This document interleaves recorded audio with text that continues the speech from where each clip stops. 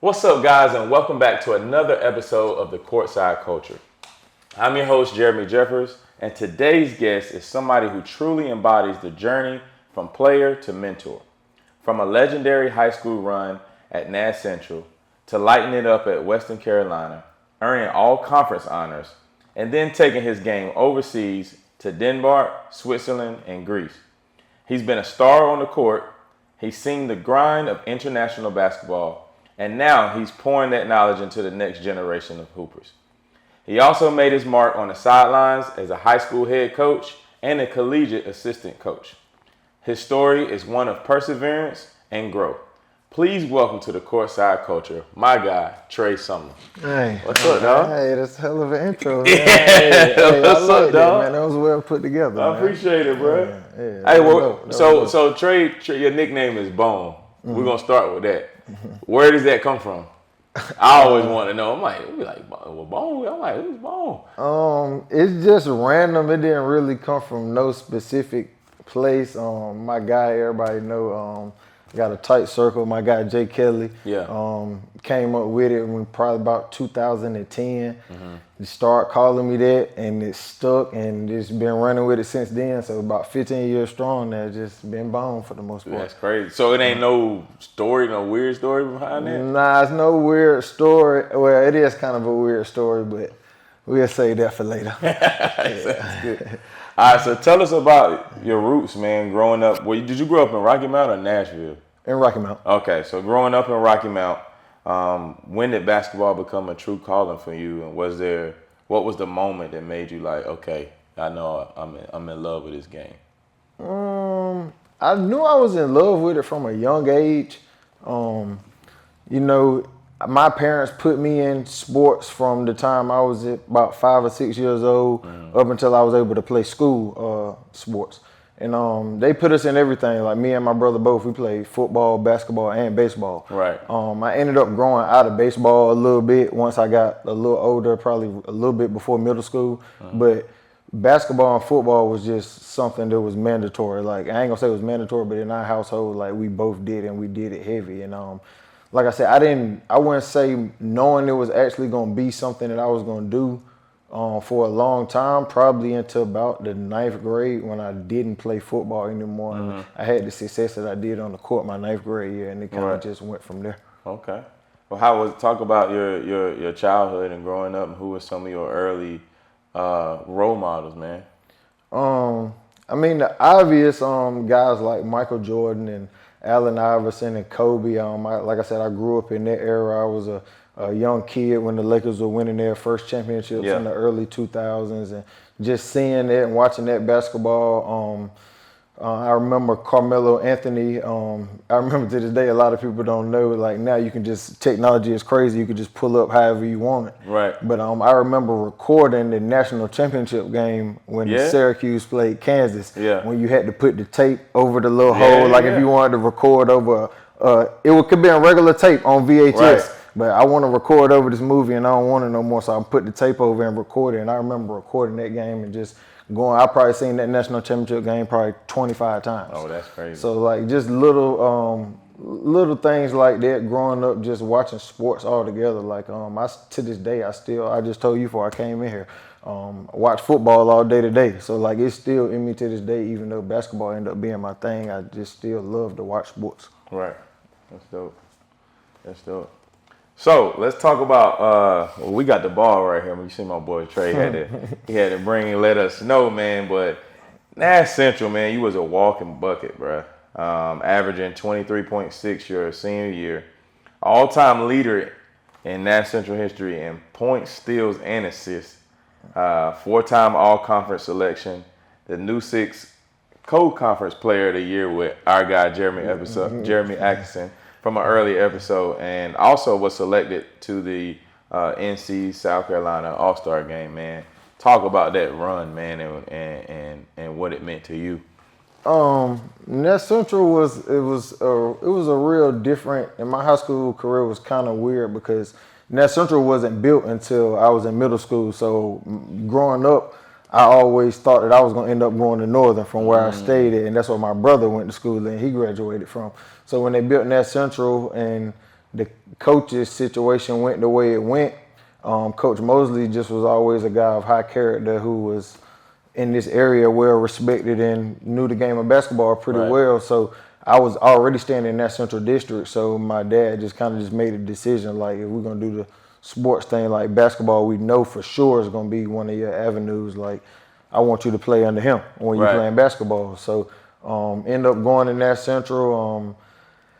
Thought I was gonna probably play JV. You know, like I ended up being in the era of some of the best high school basketball. Like it was a real deal back then. Yeah, it really was. Like not even just in Rocky Mount. Like you said, Wilson County, like Kinston, everywhere. Yeah, Greene County. I mean, it was serious basketball all over North Carolina. Yeah, and so like I said, I ended up going in that central, and from the start, I ended up starting. I wasn't supposed to start my 9th grade year to start the season, but we ended up having somebody on suspension. First game of the year, I ended up having 25 points. We ended up losing that game, but I ended up having a great game, my first ever game in high school. And from there, it was me and another guy, Mike Spate. We both were freshmen starting on varsity. And my game that day was so well that Coach Mosley just had to go with the decision from now on. When the guy came back from suspension of the 9th grade, it's just going to be you just going to start, Trey, and then my career just ended up going from there. And like I said, we talked about Jeremy being the co-player of the year that senior year. A lot of people don't know. I like to say myself, I feel like Jeremy stole 2 conference player of the years from me that year. You know what's crazy? Before we got in here, I got off the phone with him. And I said, and he said, well, Trey stole that last one from me. He said it's an ongoing joke between you. Yeah, so our sophomore year, he won Conference Player of the Year as well. And we went undefeated. And I led our team in scoring. Probably, I don't even remember exactly what it was, but probably averaged about 20 that year. And he still won Conference Player of the Year. And then my senior year, I had to split it with him. So, like I said, he stole 2 from me, for real. But nah, Jeremy, cool, good dude. Now, like you said, you can't argue with them numbers that Jeremy was putting up, man. 100%. And then what he went to JUCO and did, being National Player of the Year, and then obviously his professional career was great. So, like I said, that was around a time where, like I said, it was uncommon for 9th graders to be starting on varsity. 100%. And we had them at a couple of schools in the area, like Bobo, Alonzo Sharp was starting at Rocky Mount. Him and Montreal Battle both played varsity. I know Jared played varsity with Jeremy at Fight that year. Like I said, me and Mike Spate both played and started on varsity at Net Central. And I want to say it was one other in the conference, but it was like I said, it was a wave of guys during that time that was starting on varsity in 9th grade, and that was kind of like unheard of for real. Yeah, it was just super talent, man. So going from there, walk us through, having that historic high school career. Walk us through your recruitment process, and did you have any, other offers outside of Western Carolina? So it's kind of a couple questions in one. So walk us through your recruitment process. Did you have any other offers, and then why Western Carolina? Well, my recruiting process was tricky. Like you guys had talked about, just on this eastern side of North Carolina, recruitment has always been kind of tricky, whether it's been guys' attitudes, whether it's their grades, whether it's whatever the situation is, it's just always been a stereotype on these kind of guys, and they've been overlooked for the most part. But I had a couple offers from I had Central, I had Citadel, UNCG, but at the time Central had just went D1. UNCG was going through a transition stage, and they weren't winning that many games. Citadel was a military school. Didn't want to go there. Yeah. I got offered by Citadel too. No, sir. No, buddy. Like military. When the first time you tell me military, like I might well just go to the military. Right. I still can hoop, but no. But now, I had a offer from High Point as well. Okay. But at the time when Western Carolina came, it was late in the recruitment process. Did you play AAU or? So was it all off the muscle of high school? I did play AAU my whole career, but I always, and this is funny that you asked that, because that's kind of how I ended up getting the Western Carolina offer. So I played with the Tar River Raptors pretty much my whole AAU up until my last year, the 17U. Well, I played up with the 2008 team. So my last year, either I was gonna have to play with another team in the city in my age group, or what I ended up doing. Uncle Chuck, where everybody know Coach Terrence Taylor, had a connection with a guy Walt Clement out in Asheville, and it ended up getting me connected up with him. And he had coached a couple guys that was having successful careers. D. Bose, they played at Concord. Demir Pitts. There was I forgot what school he went to in Charlotte. And, I remember Andre Cornelius. He ended up at George Mason. But like a couple of those guys, DJO, a couple of those guys, he had already coached. And I had the opportunity to go play for him. So I did that last year and got a chance to play on pretty much what I now know today is the Adidas circuit. Right. So as you know, when we came up, it was a Nike and a Adidas circuit, but it wasn't as known as what it is today. Yeah. Like and you had different tournaments where a lot of those teams played in exactly. You had your North Carolina Gators, that's sponsored by Nike. That they gonna come to. They gotta come to the North Carolina the qualifying tournament to even make it to nationals. Exactly. And nationals and the Super Showcase before nationals was a whole opportunity without labeling it a circuit. Exactly. But like I said, now that I look back on it, I realized we was the Adidas team because I can remember several tournaments where we got Adidas shoes and we were basically told that we gotta wear these shoes. And like it wasn't told like you gotta wear these shoes, but it was basically told like you need to put them on today because like I said, now that I look back on it, we was playing at an Adidas tournament. All those teams we played against were Adidas. Right. I remember we went Super 64 and we was in the tournament with guys like Peyton Siva and those guys out of Seattle, and they were Adidas team. So but yeah, it was cool in that that was the first opportunity I ever got to actually play in what would be a pro style, college style type offense where you got a lot of two-man game and two-man action and a lot of just offense that you're going to actually run, because at Nat Central we ran just a basic Princeton motion offense. Right. So you didn't get, like, it taught me how to play basketball, and that's one thing I can commend Coach Mosley on at Nat Central. He just taught you how to play basketball the right way. Like a lot of people knocked him because his style didn't translate to the next level, but it's all in what you took out of it, because I learned simple things just like if I'm getting denied on the wing to go back door now, because that was our offense. Like, you're not going to just stand at half court trying to get a catch. Like, if you getting denied, it's automatic. You just go back door every single time and go through. So it was little things like that he niched into my game that helped me get there. But like I said, that AAU venue was it was like we talked about. It was some heavy hitters out there at that time though. So yeah, it was cool though. But my recruitment process, like you talked about, was kind of slow during that time. But I ended up getting the offer from Western Carolina from Andre Gray late, because he ended up calling Terrence and I think they were having a conversation about something, and he just asked him about me, thinking that I was already in school. And behold, I was still at Nat Central. So he came to see me play a couple games. It was late in the year. Western Carolina didn't have any more offers at the time. Ended up offering me basically other scholarship money, so I still wouldn't have to pay. But I would go in and redshirt my first year and then be on basketball, on athletic scholarship the next year if I did what they thought I could do and did what I was supposed to do. Man, that's fire, bro. That's fire. So talking about Western Carolina, out there in the mountains. So you also became one of the most decorated players at that school.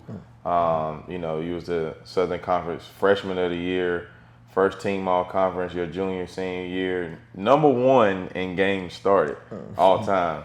And you're top 8 all time in 12 other statistical categories. #3 all time in points scored. Man, talk about your college career and what drove you. You know what I mean? Being from Rocky Mount, what drove you, and which games or moments from your college career stick out as defining memories? I think just the love of the game drove me, man. Yeah. Just like it.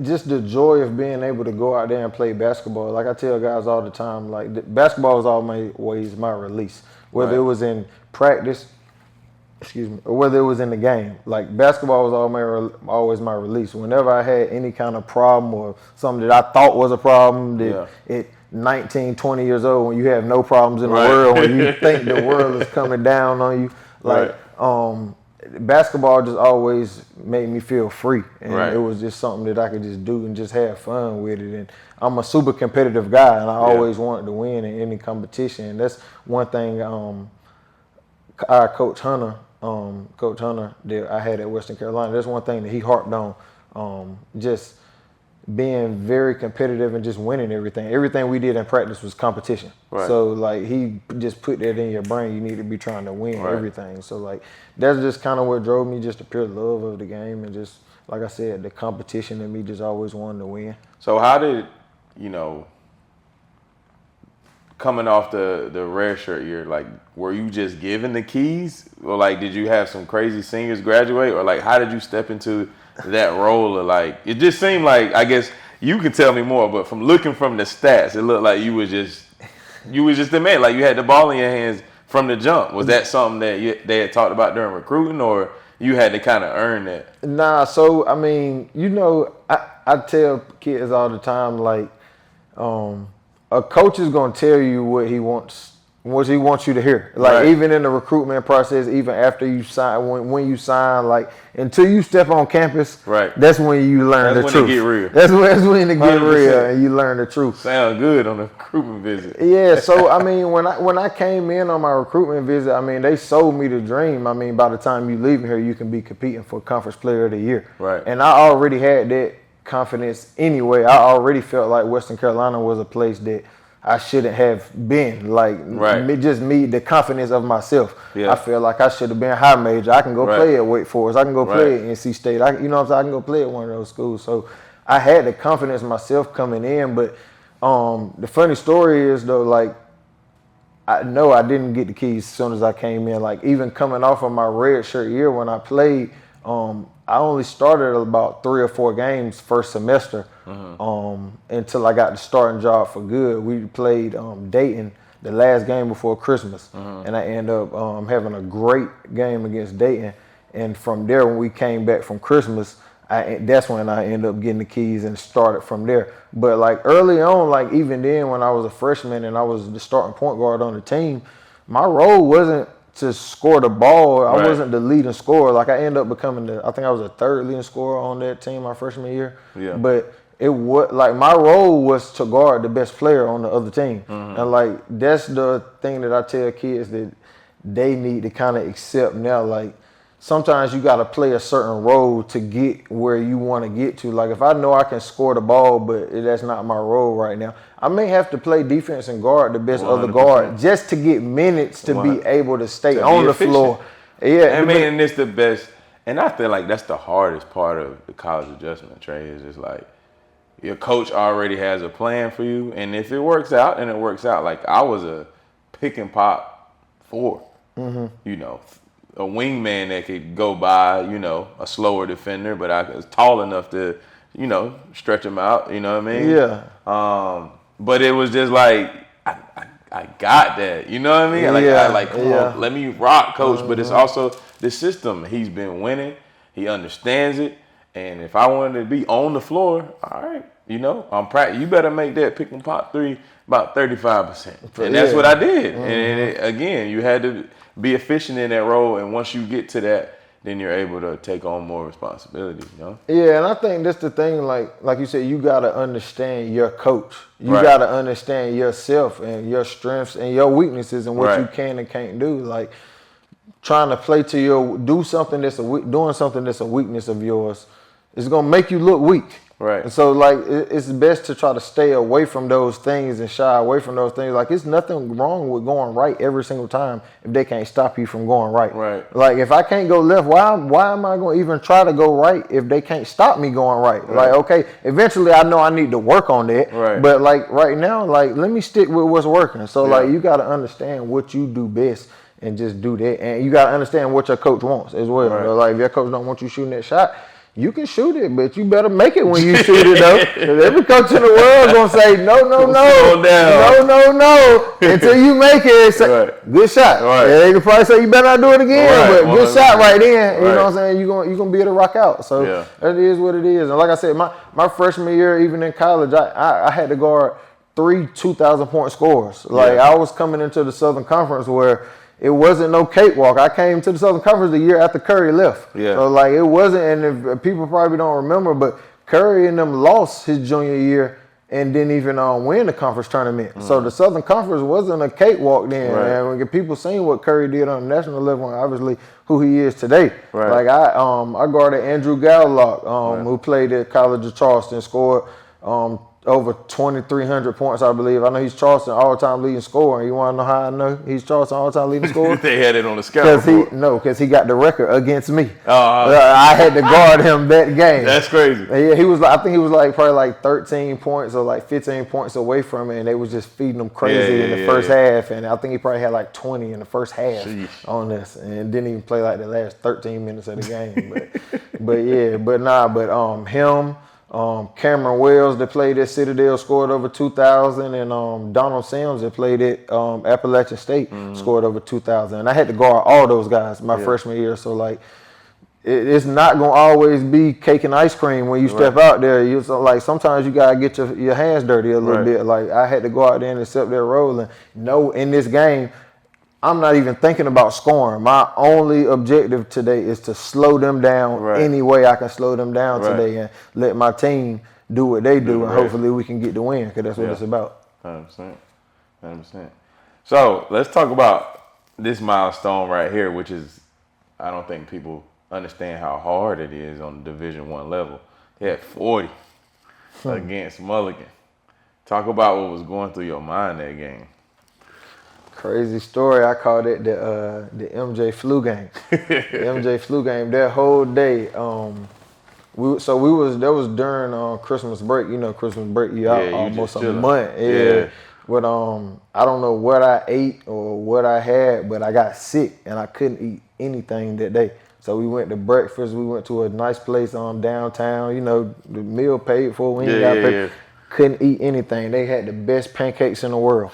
I could not bring myself to it, couldn't eat anything. Went to pregame meal. Had pregame meal at Ryan's, I believe, and couldn't eat anything. Yeah. Couldn't eat anything. And I think it was just one of those things where when you sick like that or when you have an injury, it just makes you focus even more. Your mental is like, I got to push through this. Yeah, because I know what I got going on, so I got to be laser focused on everything, because I know my body ain't 100% where it need to be. Right. So it was just one of those games where it was just, I was in the groove. Everything was going in that I was putting up. Yeah. The ball was finding me. Yeah. It was just one of those days where, we all had them where you see in 3 rims up there, and it's just shoot it in one of them, and it's going in. So, it felt good. I mean, the crazy story is I could have had more than that because I got taken out probably with 7 minutes left to go in the game, but it felt good for that 40 ball. Yeah, we take that 40 ball. Yeah. That's dope. That's a major accomplishment, man. And on that level, I just really don't think people. It don't matter who you playing on the Division I level. 40 is tough. Yeah. I mean, 15 averaging 10 plus is really good in the Division I level for sure. Yeah. So after college, man, you played overseas. Obviously, Denmark, Switzerland, Greece, and you even got selected in the NBA D-League draft. Man, talk about that transition, leaving college. It was a trip. It was something that was it was a transition that was something that was, I was going into something that was unknown.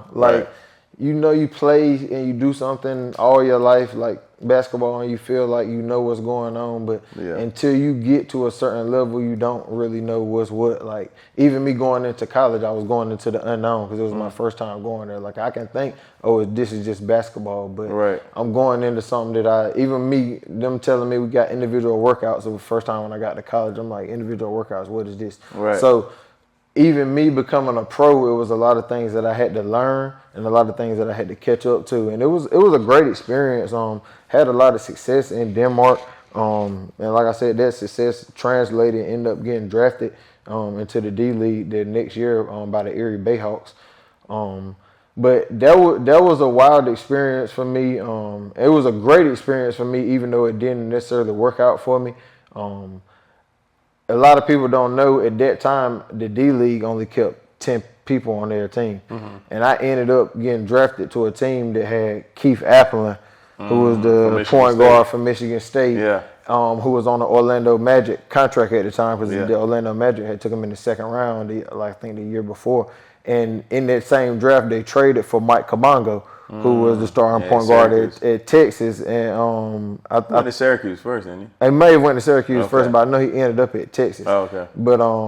But they traded for him. So I basically went into training camp going up against two NBA point guards already. Right. Mike Kabongo had already played with the Spurs, I want to say, at the time.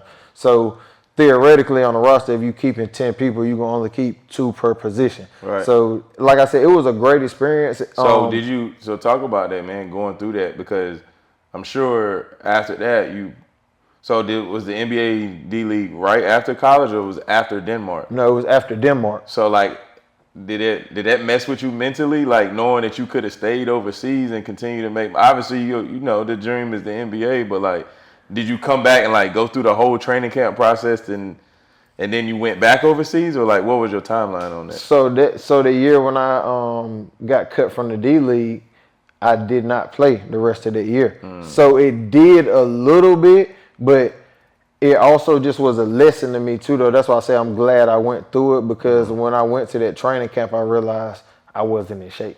Right. So I had averaged probably about 23 the year before in Denmark. So I'm coming off of that year. I'm coming off my career in college. I'm still thinking that I'm who I am and I'm where I need to be. I just need to keep getting opportunities. Right. But when I went through that training camp and I got to the 5th day, I believe, when I finally did get cut, and I was telling myself, I might be glad that I got cut, because I don't even know if I could have made it to practice tomorrow. Like, that's how bad a shape my body was in, though, because they had us doing everything in training camp, not even just like on the court stuff. I'm weightlifting and conditioning. Like, we did everything. It really was to see who was in shape. So like, I understood it, and then, like I said, it just made me realize like I wasn't in shape that I thought I was, and I think a lot of people need to be real with themselves and just say, I'm not as good as I think I am sometimes. Like, I need to get in the gym and get better, though, because even though I say I was up against Mike Kabongo and Keith Applin, who's to say if I would have went in there and been ready like I was supposed to be, that, you know what I'm saying, I still would have found a way to, be on the team. So it's just like, like, Trey, you need to reevaluate yourself and get back in the gym and work on your game a little bit more if this is what you want to do. That's tough. And then you went back overseas? Yeah, so the next year is when I went to Switzerland. Okay. Yeah. Out of all the cities, which one was your favorite? Greece probably was the best. Yeah, I heard Greece. I wasn't out there in Greece that long, but Greece, I was right there. Apartment probably was a block from the beach. Always good weather. Probably like 45 minutes from Athens. Oh man! So like you got to see some of it all. Some of it all. Probably like an hour from Santorini. Okay. So like that's on my bucket list. Did you ever go? Nah. I ain't make it. I got to go to Athens. We went to Lindsay Lohan got a crazy club out there. She got a crazy club out there.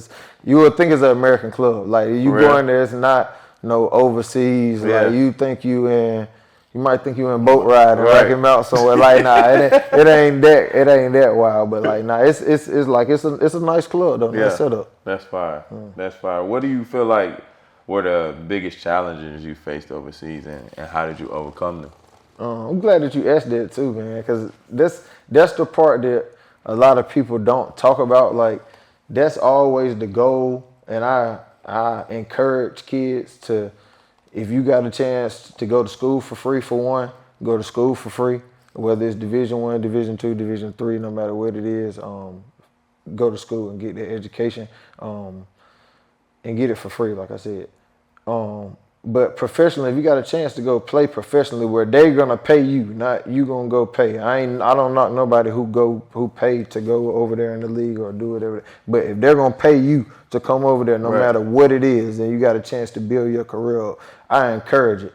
But you got to think about the other side of it, the side where you're away from your family, the side where you're in a country where nobody speaks your language and you don't know their language, and you got to depend on somebody to do stuff for you. If you coming from college and you're a young kid and never had to cook for yourself, and now you got to figure out how to prepare a meal, or you got to figure out how to get you some food late night when ain't nothing, like little things like that like people don't necessarily talk about, because it ain't all peaches and cream over there where everybody's getting paid high dollar and everybody got a shelf over there and everybody you starting over. It depends on where you coming from too, because it's not like that for everybody. Like even my situation when I got over there, like every situation I was in was pretty good, but like I said, you gotta think about all the times that I'm just sitting in my apartment and I ain't got nothing to do, or like I gotta wait up all night for my people to talk to somebody, you know what I'm saying? And I'm staying up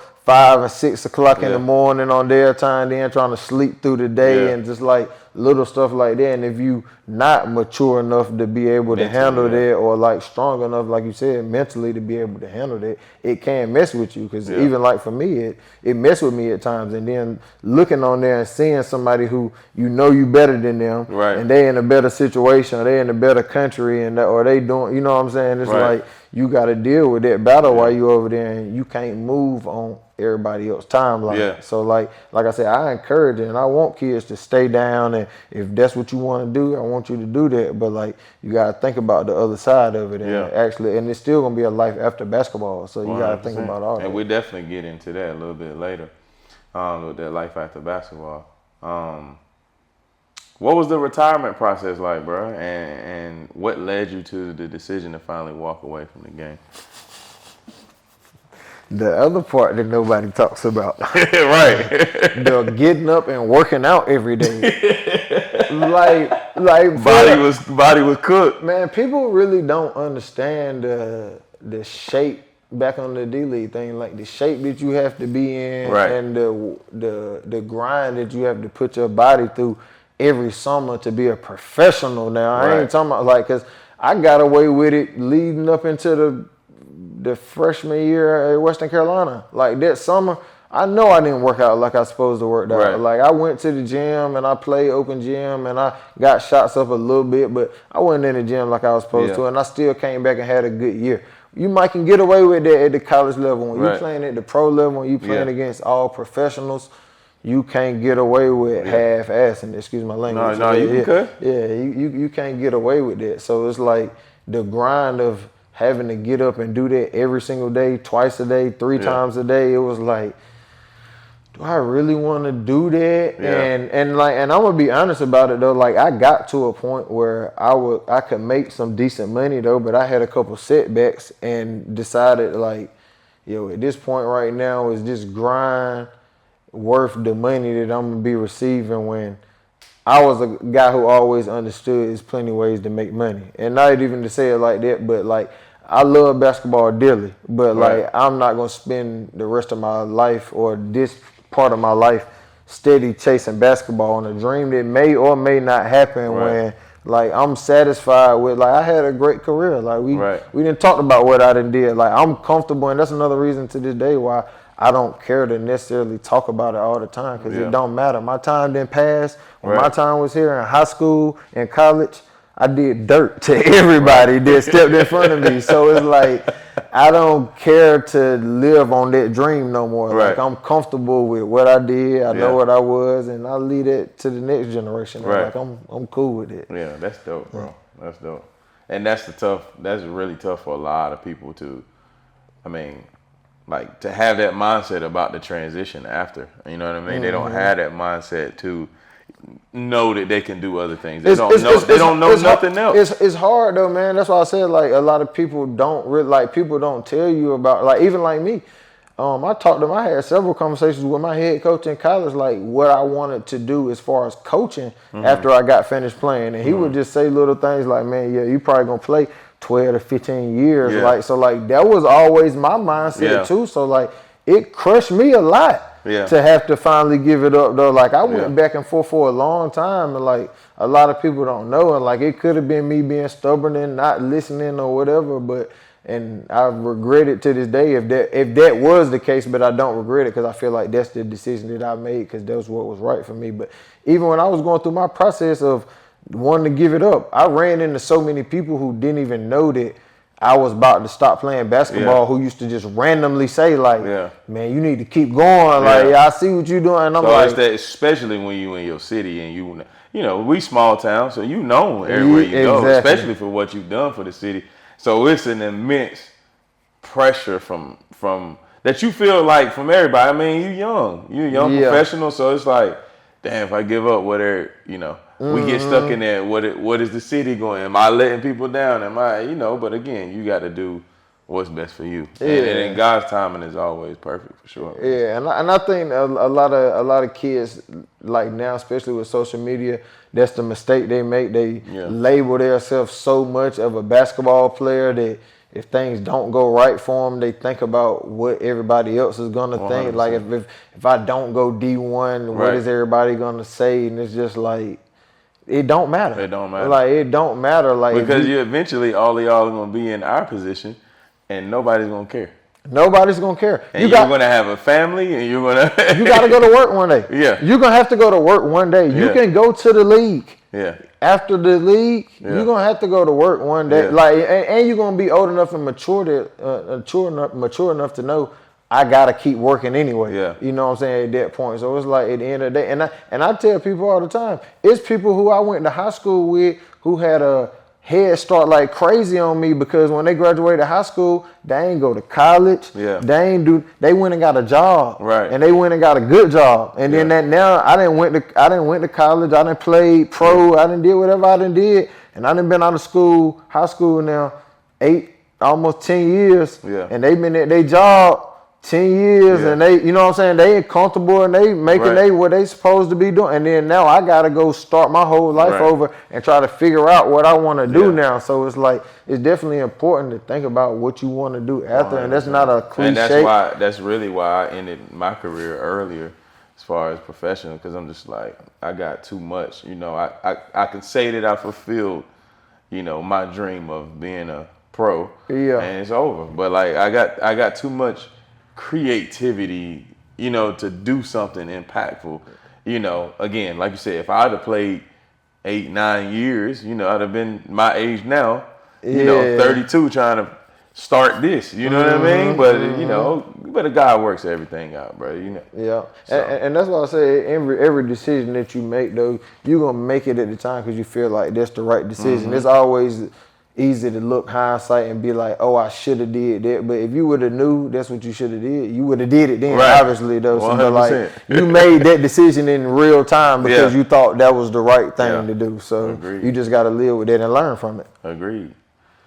So you served as a head coach at Nash Central. You went back to your alma mater for a short period of time. What did that mean, returning as a coach to your old high school and trying to rebuild that program? It was dope, man. It was dope. I can't even lie, man. It was something that was unexpected. I wasn't even thinking about it. Shout out to April Wade. April Wade called me one day. I was driving for UPS at the time, and she called me, asked me would I be interested in taking the job. And first thing came to my mind was, they ain't gonna give me that job. Right. And I partly said that because, like, I didn't, honestly speaking, have a real relationship with any part of Nash Central since I had been from there. Like, I did a camp there after my first year in Denmark.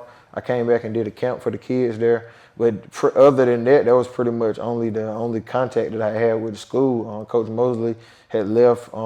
He wasn't the athletic director there anymore. So the people that were just there, I didn't have any real contact with them. So, and I knew I didn't want to work as a teacher as well either. Right. So in my mind, I'm like, only way I'm gonna take this job is if y'all give it to me and I don't have to work at the school. Because I know of situations where coaches are the coach at the school, but they don't work at the school as well. So I just didn't think we were gonna be able to get it worked out in that way. But Fast forward a couple months later, long process. I don't think I got the job till like probably October. Like it was a couple weeks right before tryouts. That's crazy. Yeah, it's probably like three, maybe 4 weeks max. It wasn't that long before tryouts, but I ended up getting the job, and it was a rough year that first year. But like I said, I knew what I was walking into. Yeah. It was a reason why they were hiring a new coach at the time. The program needed to kind of go in a different direction, and ever since then it's been going in a good direction. Like I said, I'm still happy that I took it, even though I was only there for 1 year. Right. Because my guy Brian Thomas Tig, who came to help me the first year, ended up taking the head job the year when I left. So ever since then, it's been going in the right direction. Still hasn't been a high success rate over there right now, but I tell people all the time, like I hear people all the time in my ear and just, oh, you need to come back. The coaching ain't right over this. Every coach is gonna look bad when the players are not, and that's no knock on any kid that's played at Nat Central over the last 3 or 4 years. Right. It's just the level is some different. guys are just better, and that's why I say it's okay to say that. Like that's one thing that changed me as a basketball player. I'll never forget going to a tournament in the 9th grade. We went to nationals in Tennessee, and we played a team out of Maryland, and they had a bunch of fast guards that were just better than me, and I'll never forget leaving that game and thinking, yo, I don't know if basketball is it for me. Like, yo, is this like, yo, they are better than me. Yeah. I know they better than me. Right. You know what I'm saying? So it's like, yo, I got to get better. And it's like, it's nothing wrong with that. But like I said, guys got to want to get better. Yeah. And guys got to just like, some stuff is genetics as well. Like, I tell people all the time too, like, you could try all you want to. You can do a million sessions. Like, some people just don't have, and that's okay though. Like, if you giving me 100%, that's a fact. You throwing the real. Yeah, I know. Got it. Yeah, it's like part of being a good basketball player is having a gift. And then honing in on that gift. A really good basketball player. Yes. I mean, you're talking about like... And some guys can be good and don't even try. Right. You've seen those guys before where they don't even try. Yeah. They just walk out there. Yeah. They don't take practice serious. And they still good. Yeah. Like you say, they just God gifted. Yeah. Like, it's some people that's like that, and there's some people that can try all day. Yeah. And they just ain't going to have it. So, like, it's nothing wrong with that. But like I said, though, like, it's going in the right direction at Nat Central, just to get back on that though. But like, I think like Coach Tig he's doing a lot of good stuff over there, and like once he finally gets some pieces that's coming in, that's really dedicated to being a good basketball player, and like we said, you gotta have somebody just God gifted. Sometimes it's just better than the guy in front of them, like with no practice. Right, like, 100%. I feel that. We're gonna skip this question. What was it? It was just talking about the high school stuff. Did you go to Elizabeth City right after that? Yeah. Okay. Yeah. Right.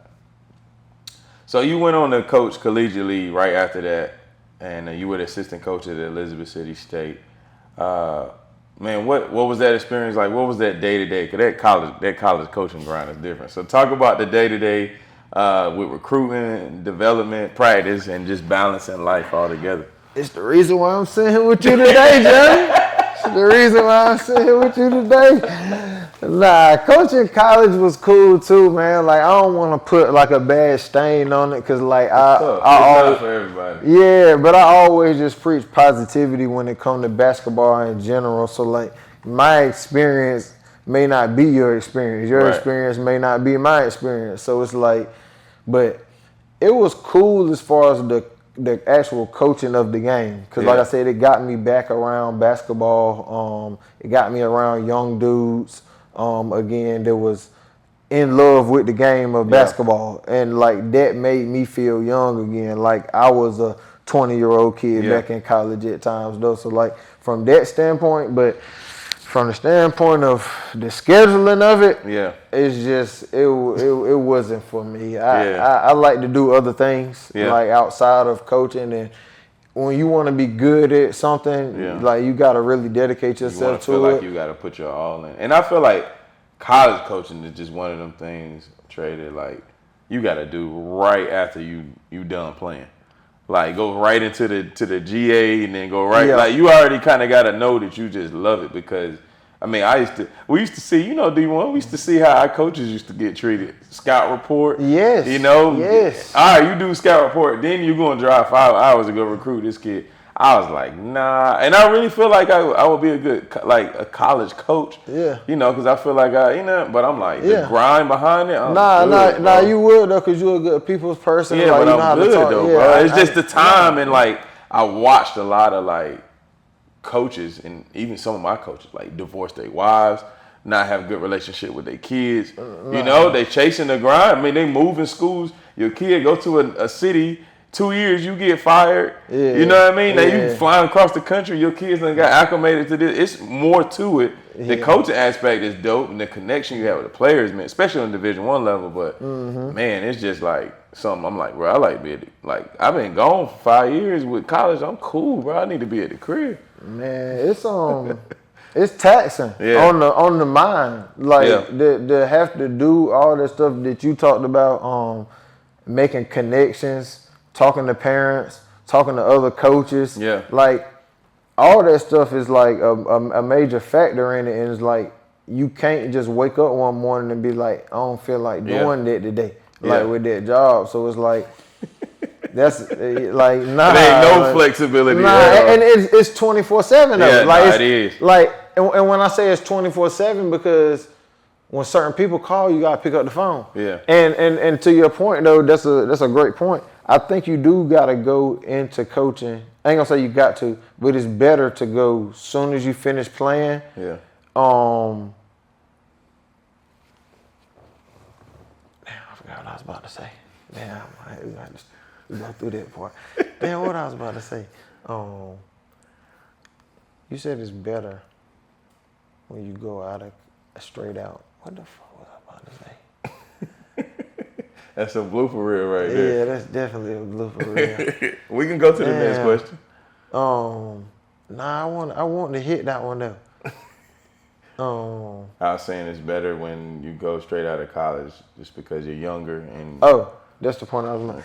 I think it is better when you go straight out of playing, because you don't start working a job. Right. When you leave there and then you start working a job, and especially if you're making some good money, because that was honestly part of my problem though. Right. I was driving for UPS. You had already seen it. I done seen it already, and I knew when I left from that job, UPS, no matter how taxing that job was that day, when I left there, I was off of work. Right. When I left that college job, no matter how job that taxing was that day, I had to go home and do something. I had to go look at some film. I had, or whether it was I'm scouting the team, whether it's off season and I'm recruiting and I'm gotta looking at it, whether I gotta go to an AAU tournament. Well, it's always something that you gotta do. So it's like you never get no breaks. Like you said, when you fresh out of college, you understand it a lot more though. It's like you lose all train of thought of what that world was about when you go get a job. Yeah. You know what I'm saying? You already know what's going on when you in that field every single day.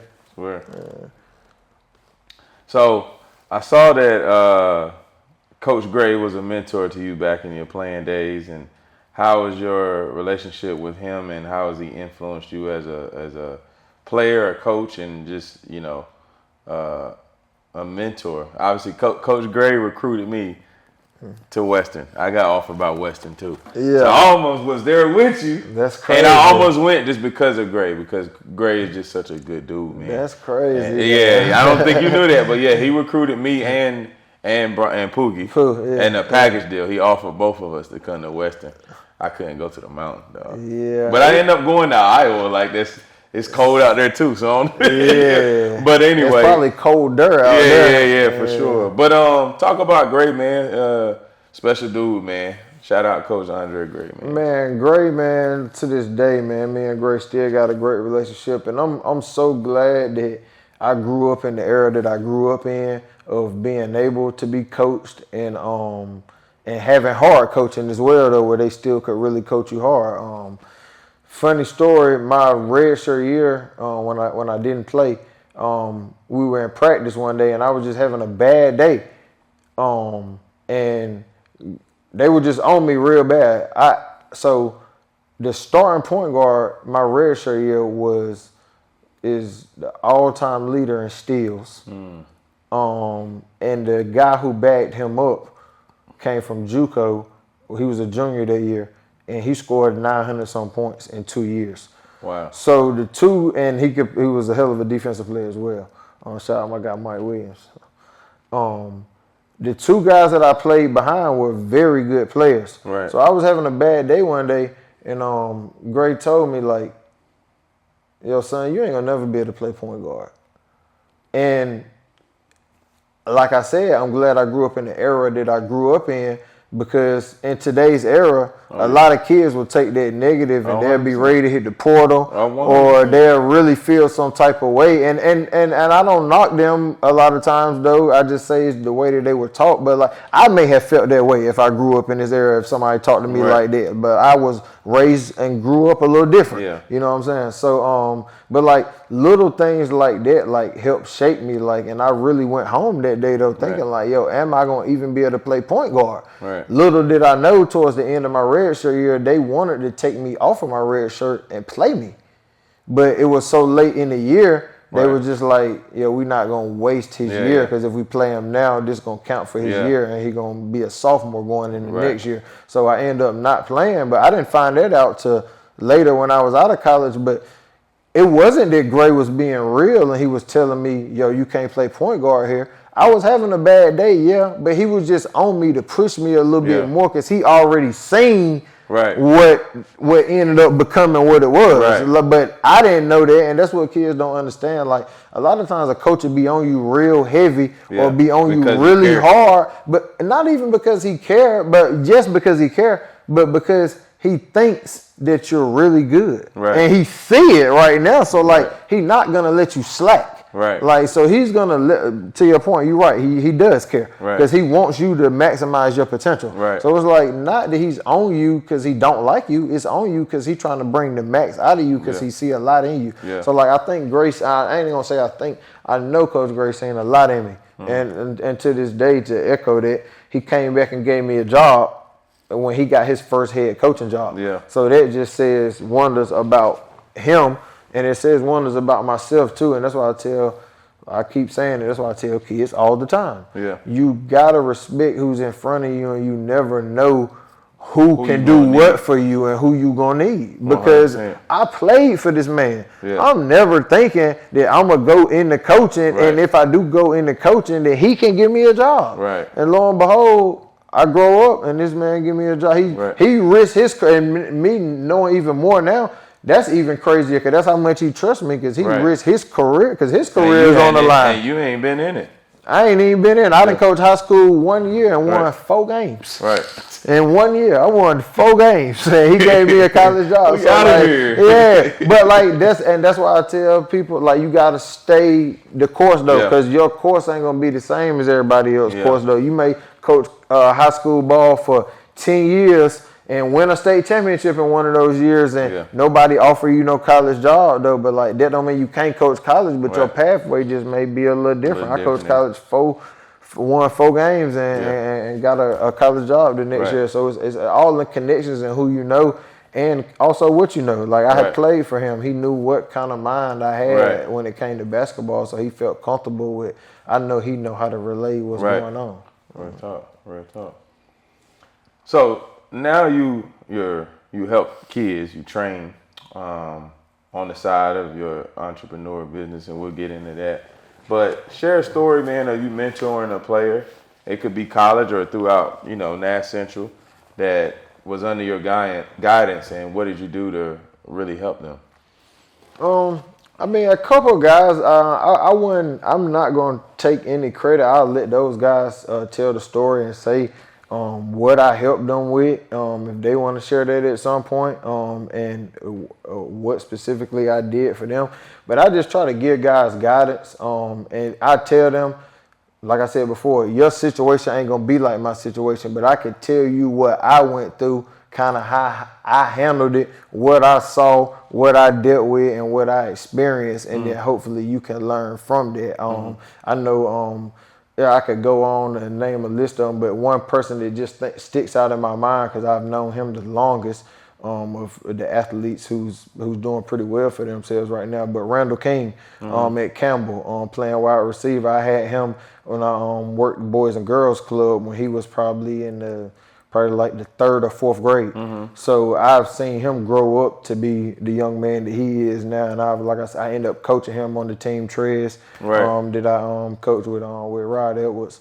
And it's just been like a journey even with these kids, just being able to touch all of them. Like it's like I said, it's several of them from Breland, Moses, the CJ, the MJ, the Jordan Vick, all those guys that just I see going down the right path and pathway, and are from my area that any guidance that I could give them. Like I'm just such a basketball junkie when it comes to doing stuff the right way that I don't even gotta know you. And I named those guys because I actually talked to those guys on separate occasions, like separately, individually. But like, even if I don't even know you, if I see something that I can help you with in basketball, I ain't even gonna say nothing to you about who I am or why I'm saying whatever I'm saying to you. I'm gonna give it to you, whether you receive it or not. That's on you. But I gotta tell you that, because when I see it, it's just the basketball in me that when I see something that I can help you with, I gotta tell you that. So like,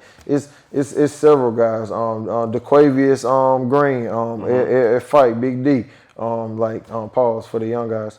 But like even him, I just a nugget that I dropped with him the other day that's been my new saying that I've been wanting to tell these young guys is, if you're ever too high, you lose your legs, and if you're ever too low, you lose your head. So that's kind of just a saying that everybody always saying, never be too high, never be too low. But I just kind of looked at it as if you ever too high, you'll lose your legs, and would basically meaning you'll lose your base, your foundation, and what you stand on and what you come from. Because if you ever feeling too good about yourself, you start to forget the little things that got you there. You know what I'm saying? And I said, like if you're ever too low, you'll lose your head, because a lot of times when you get low and you get down on yourself, it's a mental thing and it's a head thing. So now you off up here. So like you always gotta kind of stay even keel. Like you gonna have your high moments and you gonna have your low moments, but you gotta find a way to balance that off though. Right. That's fine. So talk about, man, obviously you work out with a lot of kids and you mentor, train on the side as well, man. Talk about your favorite players in the area right now. Well, I got a couple, but I'll probably say my favorite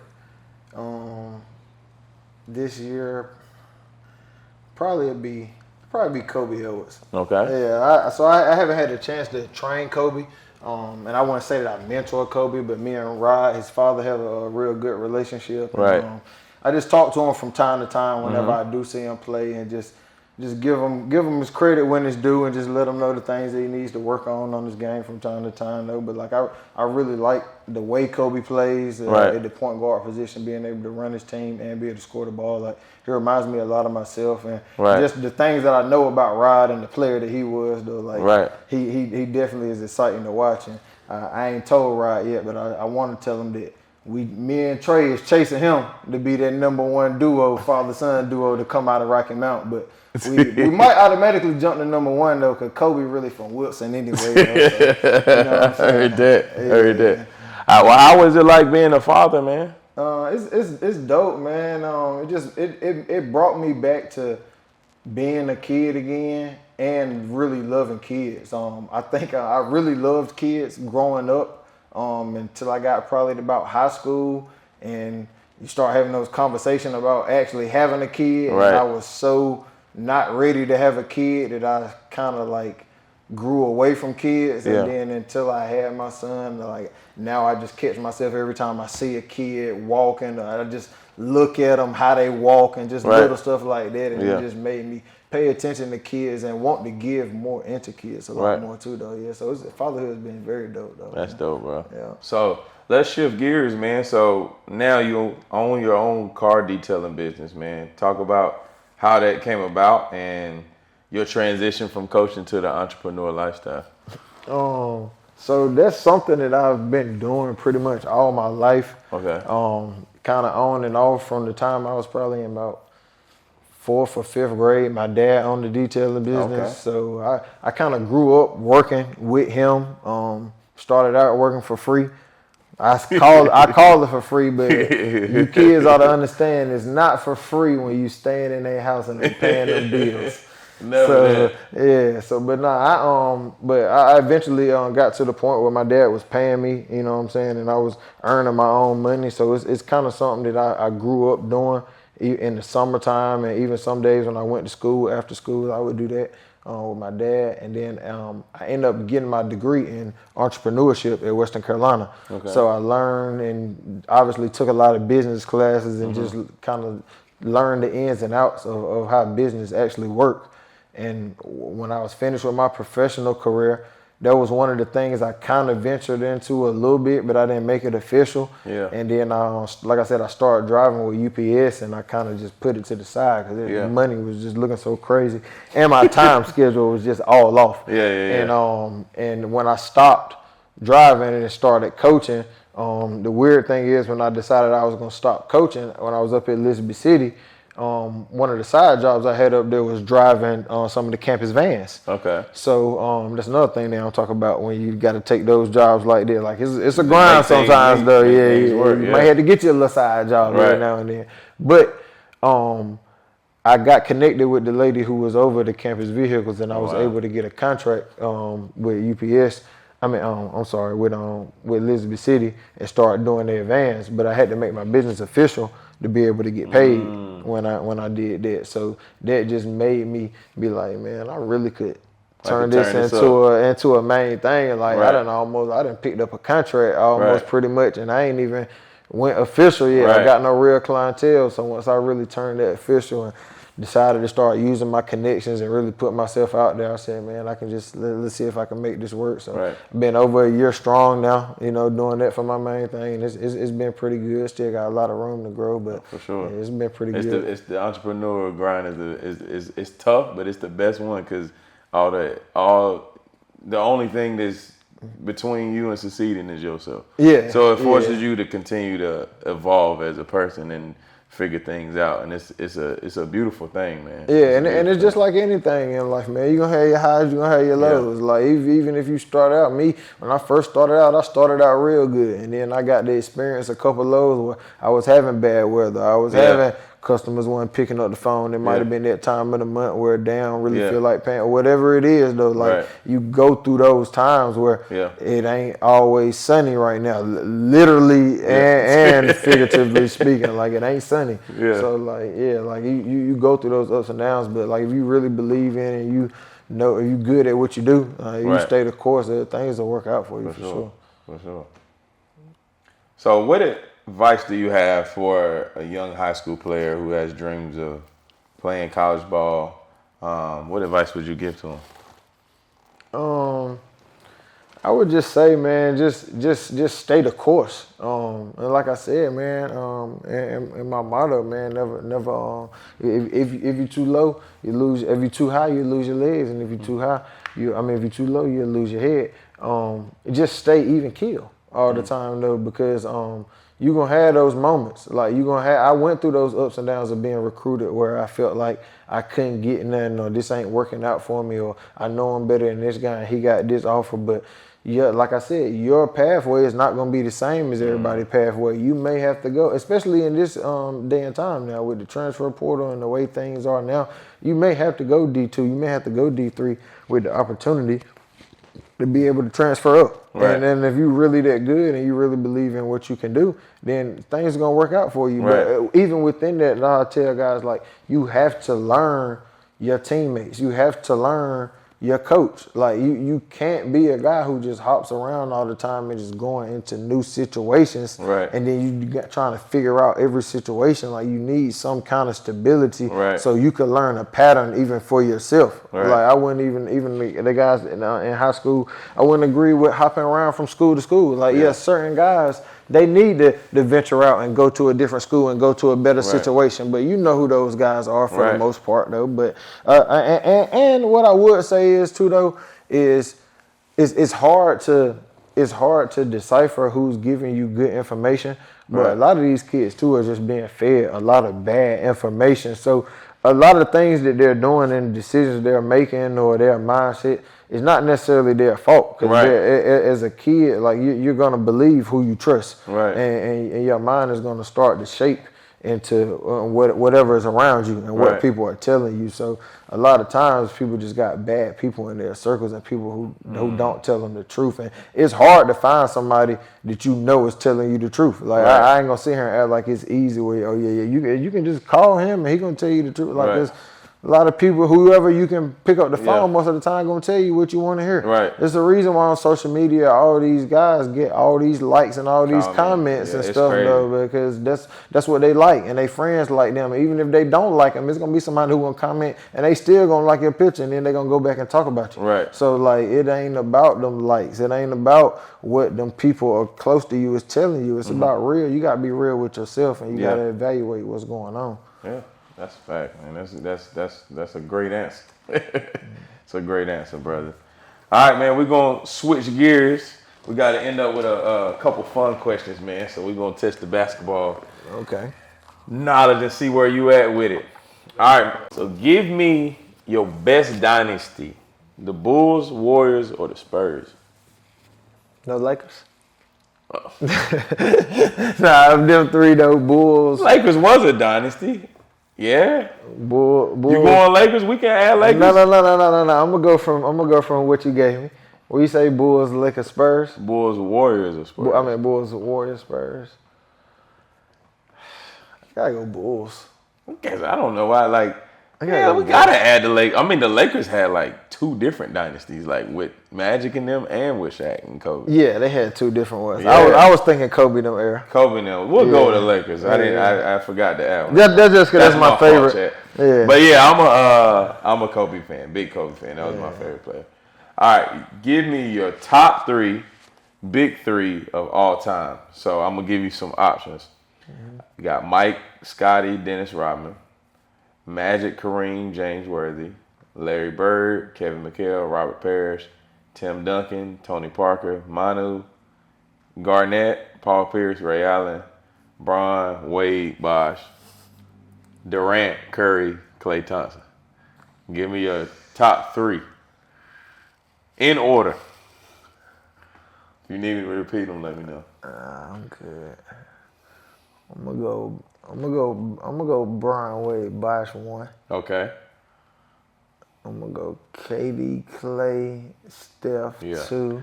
They was tough. Yeah, that was crazy. That was crazy. They probably should be 1. Low key, they kind of was unbeatable. I'm gonna say I'm slight hating, so I'm gonna keep them at 2. I ain't gonna put them over Brian. 3. Give me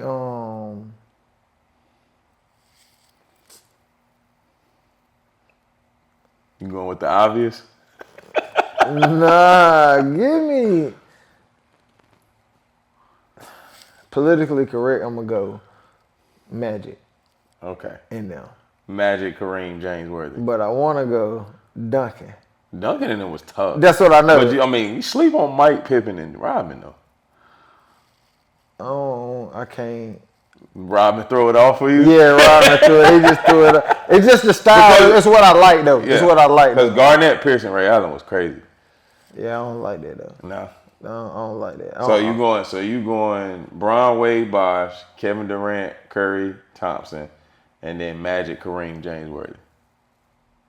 Yeah, I'm gonna go with it. Yeah. I like that. Yeah. That Spurs one's tough too, though. Yeah. Ginobili, Parker, and Duncan. Yeah, they honorable mention. Yeah. Yeah. Sure. Where they get 5? Say it again. Yeah, they got 5. Yeah, they got 5. got That's what I'm saying. So they got just as much as Magic in them.